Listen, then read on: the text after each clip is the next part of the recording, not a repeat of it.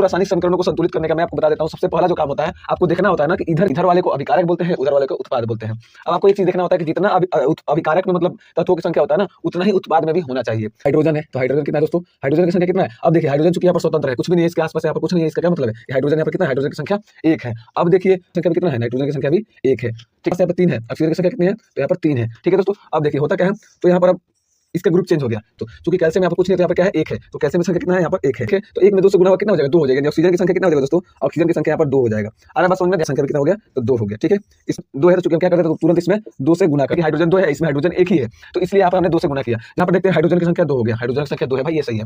Nitrogen की संख्या 2 है, नाइट्रोजन की संख्या 2 है, यानी ये भी क्या हो गया? ये भी मतलब ठीक है, बैलेंस है। ठीक है, ऑक्सीजन की संख्या कितना हो गया? 6 हो गया। ये वाला देखना, अब ये वाला नहीं देखना, चूंकि गुणा होकर यहाँ पर हो गया है, तो ऑक्सीजन की संख्या कितना हो गया? 6 हो गया। और ऑक्सीजन की संख्या यहाँ भी 6 है, यहाँ पर ऑक्सीजन 2 हो गया, ये भी ठीक है। हाइड्रोजन 2 है, यहाँ पर हाइड्रोजन कितना हो गया? हाइड्रोजन 4 हो गया। देखिए हाइड्रोजन यहाँ भी, हाइड्रोजन यहाँ भी, हाइड्रोजन 2 यहाँ पर 2 यहाँ पर, हाइड्रोजन कितना हो गया? 4 हो गया। और हाइड्रोजन यहाँ भी कितना है? 4 है।